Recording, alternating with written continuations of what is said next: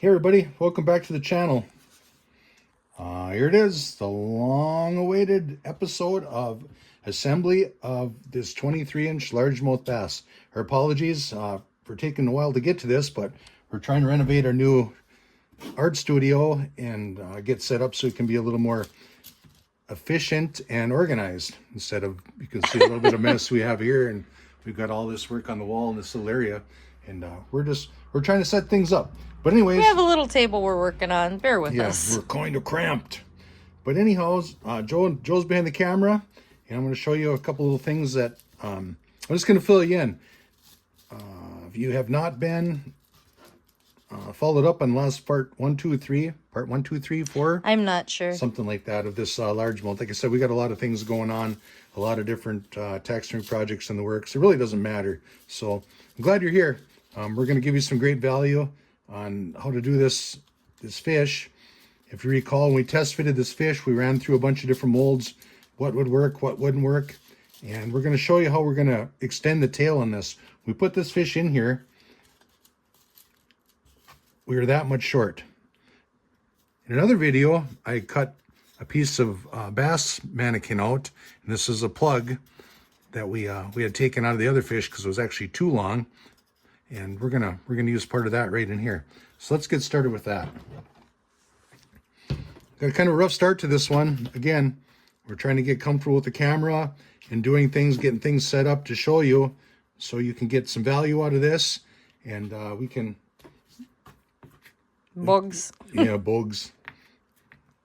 We can help you out, and it's just like, it's hard to explain, but there's camera angles. I'm getting products set up so you don't have to sit here and watch us go through a bunch of monkey business and this and that. But right now, I just got some body filler, and that's what I'm going to use to extend the tail on this fish. What's body filler? It's body putty, car body filler. There's some different brand names, but it's pretty much all the same. Okay. It's body filler. No, this is a body filler. But yeah, a lot to go through here, and we're just trying to settle in, and we're trying to get it done for you. And halfway through this video, we got really have some pro tips for you. And I think there's going to be a second part of this video with the sewing and the assembly, and we're going to run through a bunch of different fish glues, and I'm going to give you the ins and outs of different fish glues and what I think of a few different products that are out there. And that is going to be some very valuable content when we start gluing this fish up. So hang in there for that one. And if you're a fish taxidermist, or you want to get into the business, or you got your first fish, I'm going to tell you straight up, I've done thousands and thousands of fish that my experiences with different glues and what I recommend and what I don't recommend. And it's not going to be brand name by any means, but it's just different things that I've used through the years that'll get you by. You know, this day and age, shipping costs are so expensive, and everybody's looking for, to run your business, to keep it afloat, cost-effective methods, and that's going to be some extremely valuable content. Just like this, this mannequin here, it's got $27 on this. I bought this from another taxidermist. I bought him out, and I bought several mannequins from him. And just a couple of minutes, if I want to extend the tail on this, and get her done, that's what I'm going to do. It's just time saving, and I'm here to share that with you. So please share, like, and subscribe. We appreciate it. So what I'm going to do right here is, that's a pretty good match. So we're just going to add about 1 inch, and that'll be part of the tail. So what you have to do is, I'm just going to drop a little bit of body filler in here. Now, if this is a bigger mold, you could punch holes in there with a dowel or something so that glue would get in there. But for this little bit right here, not a big deal. We're just going to run it like that. And we're going to run just a couple of screws in there.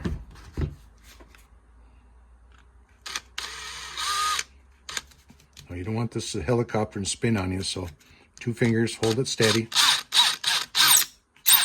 Just like that. There's one.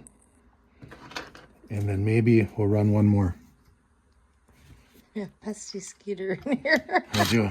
I got a mosquito under the attack on my face. I'm trying to... Sorry, I was trying to record and whack that off. That's just the way it is.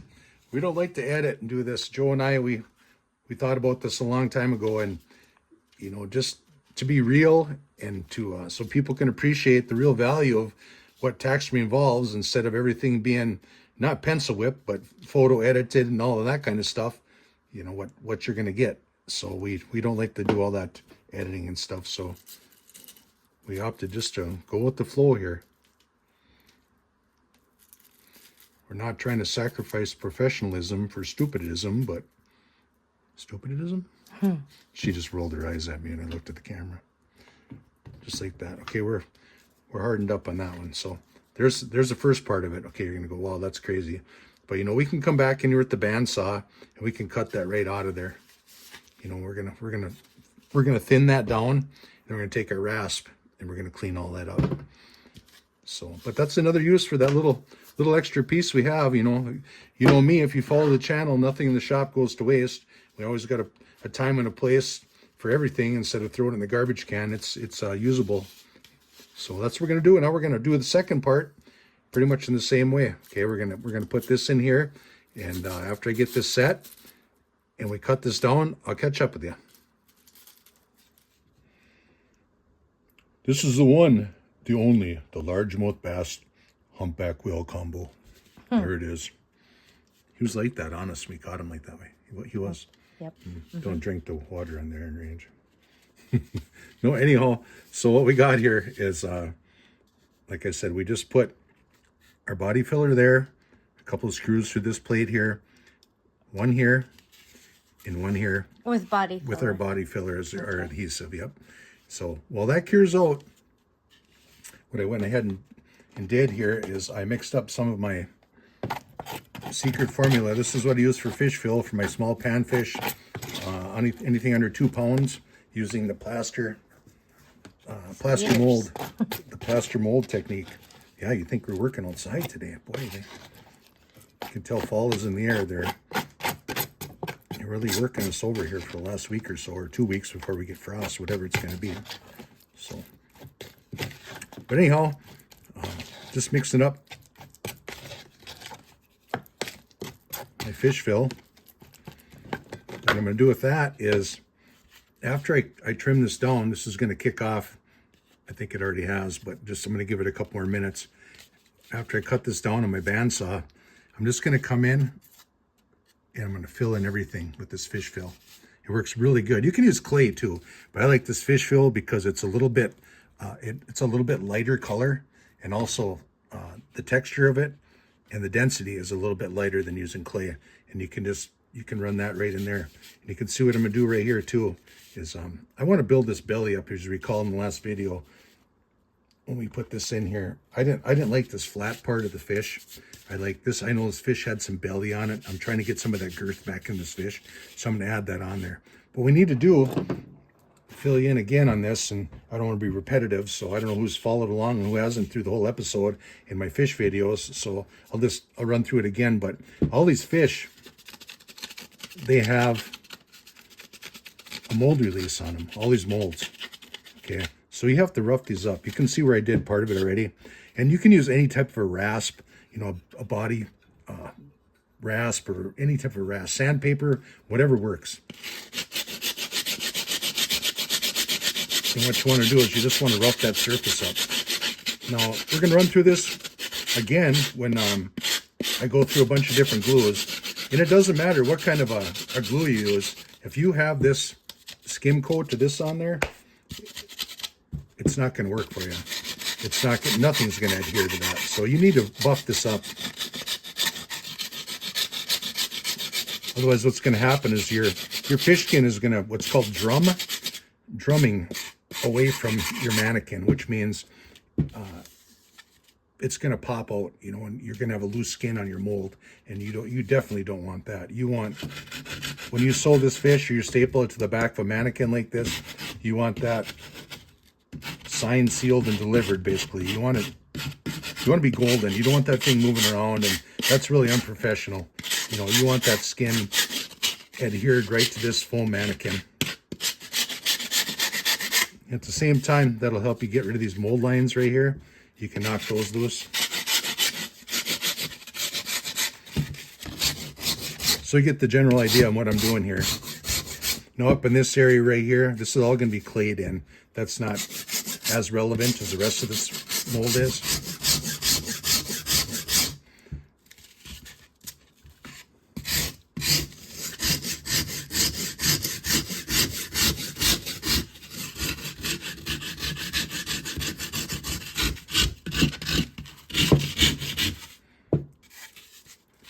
Throat latch area, this is going to all be skin in here. This definitely needs to be cleaned up. Okay, we're going to do that with some 60 grit sandpaper off the video here. We're going to clean this up a little bit better. But I just want to give you an idea what I was doing there. I'm going to clean this up a little bit right here too.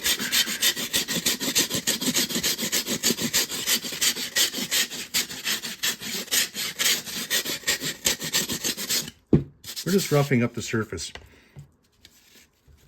Another reason I did that, I roughed up the surface, like I said, I want to add to the belly of this fish. So let's get started doing that.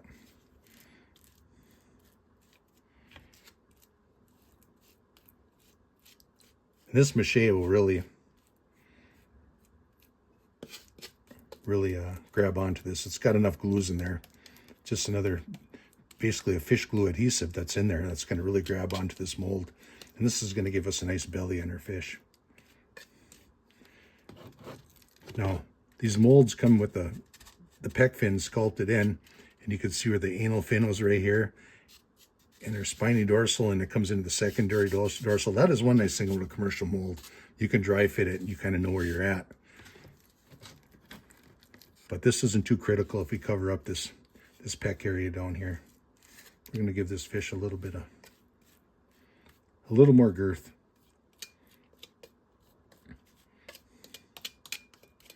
What I'm using here is just a standard putty knife to spread this. You can use a craft stick or whatever you want. The only thing you have to worry about is you don't want to step from your mold to your mache mix right here. You don't want that big step down. You want to blend just like that. See how that's blended? Now this is going to blend a lot better as it starts to set up. We just dip our finger in some water and we can blend it. But this is just unique. I mean, there's many guys gals, taxidermists that would go out of their way to do something like this. But this is my own fish, and I just want this little bigger belly on it. And if you have a customer's fish like that and you can't find that perfect mold, you know, this is just an option for you. You know, you can clay this. You know, you could carve your own mannequin, but I mean, this mixture that I have here is really cost effective, and it works, and it sets up rather quick. So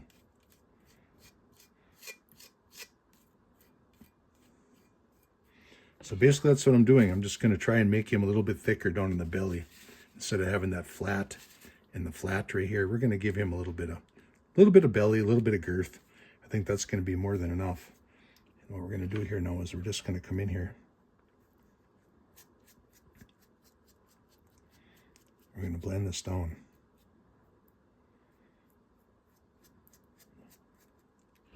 A little water in your fingers and you can feather it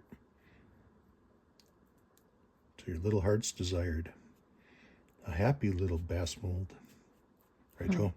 Yeah. I just want to make sure Joe isn't, she's paying Falling attention. asleep. She's not falling asleep. She's really into the taxidermy thing. I am. She is learning. Because this here's another learning project.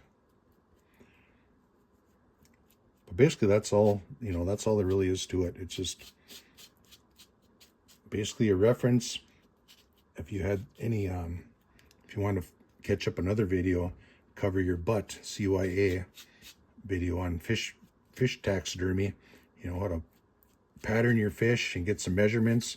You know, you might want to go off of that. So you can actually measure this to see what you're going to get, what you want, you know, out of this.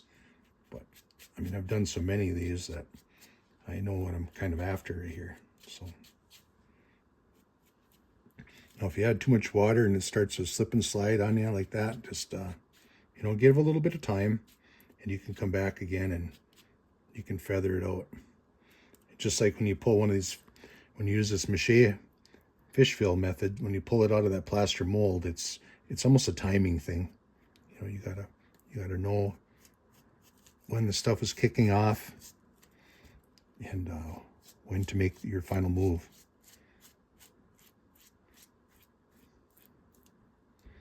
I think this is going to work out really good. You can see where the water ran at the back and it's just breaking away on me. That's because it's just too damp back here. So we're going to wait on that a few seconds. So anyway, you got the general idea of what I'm after right here. I mean, you can see how much thicker I made that already. I mean, I think that's what I'm after instead of that real thin little mannequin we had. We gave him some beef, and I like that. I noticed when we had this, we put this fish around and we wrapped it on the back. I mean, the skin actually came together right here in the belly area, which means we could give this fish another half, 3/4, maybe an inch of girth on it. And I think that's what we're going to get with this mache right here. The rest of it fit really nice except for the length. And of course, by the tail here, we added that 1 inch in there. We should really be golden. So what I'm going to do is when this kicks off, you know, next 5-10 minutes or so, I'm going to feather this in and I'm going to take the bandsaw and I'm going to go around this right here. I'm going to rasp it again with this rasp right here. And I'm going to come back in with a little more fish fill and fill that in the same way. You know, my little junctions right here that are, you can see the gaps. And we'll catch up to you in a little bit and we'll discuss, you know, various glues for taxidermy for your fish. Okay, fellow fish muskrats, here we go. You might want to grab yourself a pen, a paper, and a cold one for this. You're going to get some important information off of this and some incredible value, all for free. So while I'm going to use my fish fill method to fill this in, you can see how that blended really nice, right? It's still a little bit damp. You can go back in there and fill it a little bit, but all right. Fish fill and glue. Fish glue, 100% silicone. That is the cat's meow. You want to make sure it's 100% silicone. What I like about that is on the back side of this, see how this is kind of rough in here? Now, if you have a trout or a salmon, these bumpies right here, you're going to have to sand all that out because it's a lot thinner skin than a walleye, a northern pike, a muskie, or a largemouth bass, smallmouth bass. You get the idea. But you can leave that, the little bumpies. When you run 100% silicone over here, that's going to blend all that down for you very nice, and it's going to dry nice and white. That stuff is really good. And then also you can run that on your fish fins for flexibility if you want 100% silicone. I mean, there's some brand name stuff from the supply catalogs out there, but I'm telling you, 100% silicone, you go to your local hardware store, pay $10, $15 a tube, and as long as you plug the end of that right there, I mean, you got silicone for quite a while. But that's an important tip there, pro tip right there. 100% silicone adhesive for any fish you're working on. It really doesn't matter, and this is going to flow into the next thing I have to say about this. It really doesn't matter what kind of preservative you use, as far as I know, my experience. Whether you put your fish in a white gas, a denatured alcohol, you know, some kind of a degreaser, whether you use borax, 100% silicone will not react. I will tell you this, and jot this down.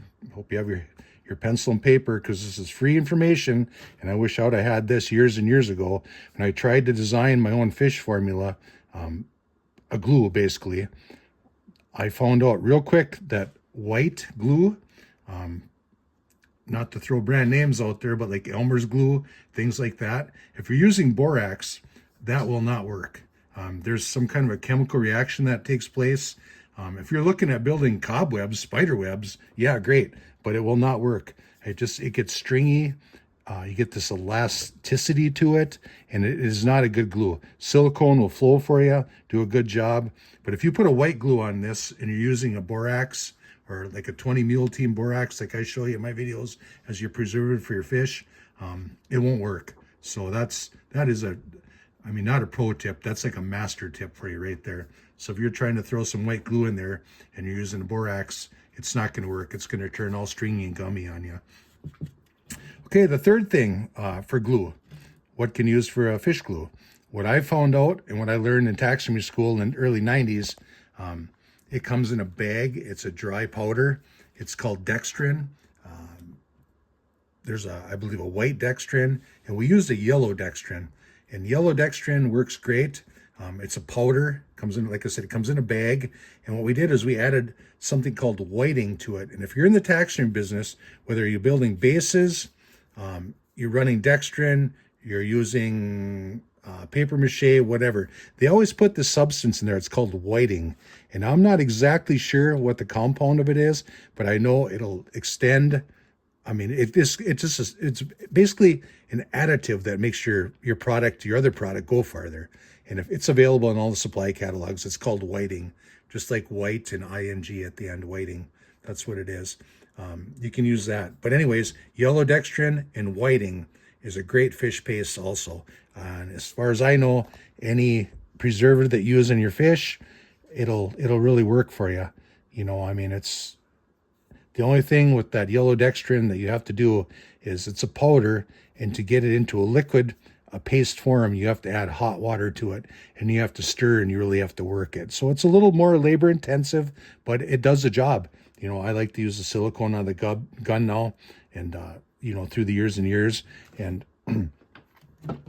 what you do is when you're done using your silicone, you just put, you know, you drive a screw in here, maybe 2 screws, and you just take some blue painter's tape, you wrap it around there, and you pull this out, and next time you want to use it, you're good to go. So there you go. There's a lot of different tips for you, free information, instead of you watching me, you know, modify a form and do all this crazy stuff. I'm sure that gave you huge value there. So I hope you jotted some notes down. Watch it again, watch it over and over. All this information is available to you at a click of a button. So please like, share, subscribe, drop a comment. I really appreciate it. And it does Joe and I wonders. I've been at this a long time. And like I said, I don't do any local work anymore. I get after my own stuff, and I like to do things in my own time. But at the same time, I want to pass the taxidermy tradition and my knowledge along. And I know there's a lot of room on YouTube for that. And I appreciate everybody that's commented and dropped us some positivity on that. That's awesome. I know when I grew up in the world of taxidermy, it was a cutthroat business, and there's a lot of negativity that went around for, you know, the little bit of positivity. And it's probably like that. People probably, if you're not a taxidermist, you're an artist and you're watching this, it's probably like that in the art business too.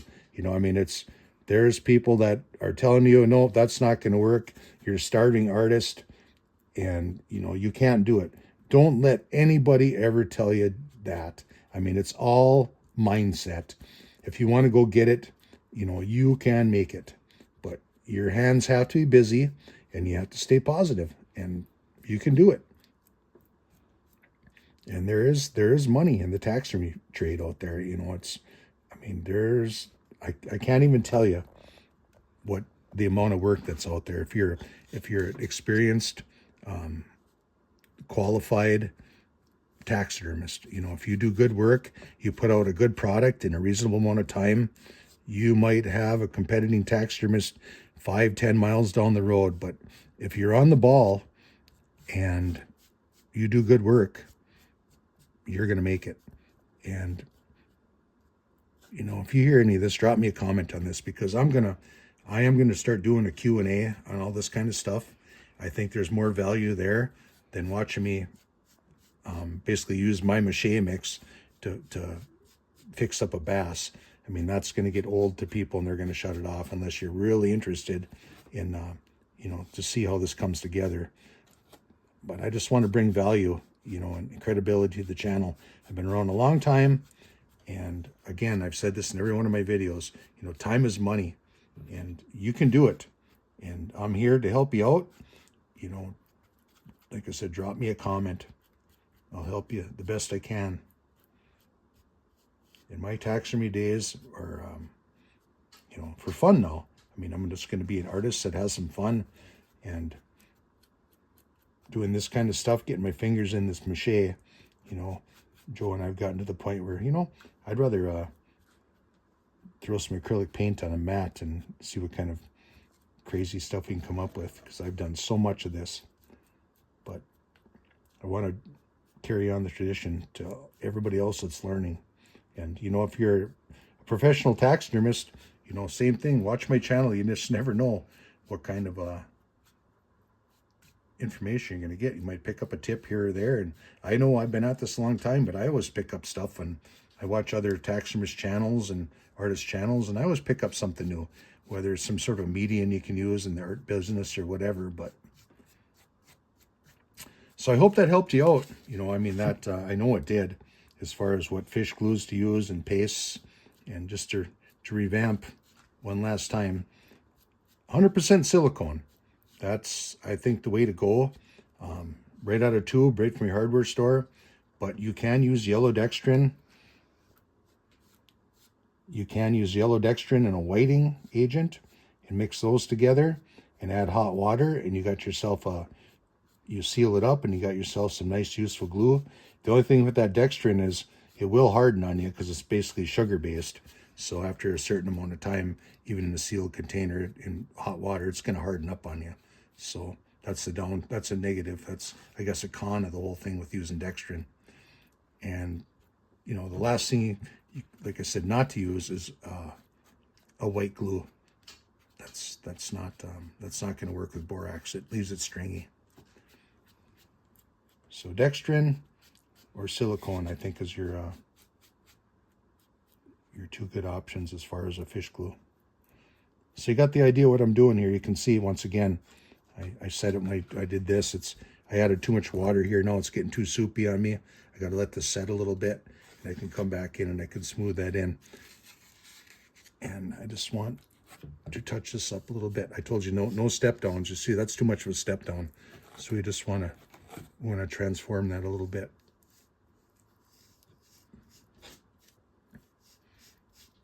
We just want to thin that down a little bit.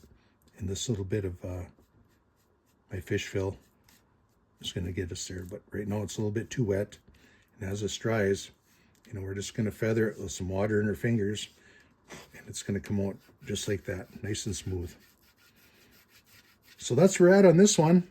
The next one, this bad boy is going to go together. So thanks for watching. I hope I entertained you a little bit and gave you some great value. And the next one, I'll show you the mounting stands I'm going to use, how I separate the gills. So when you look down the mouth, all your gills are spaced evenly. I mean, that's kind of a little trick of the trade I learned through the years. I'm going to show you what I use for pins and everything to hold my fins open. And we're going to get into that silicone. I'll show you how to spread it on the form. And I'll show you the two different ways that people sew their fish together or staple it together on the back. And we're going to go from there. So I'll catch you on the next one. Thanks for watching.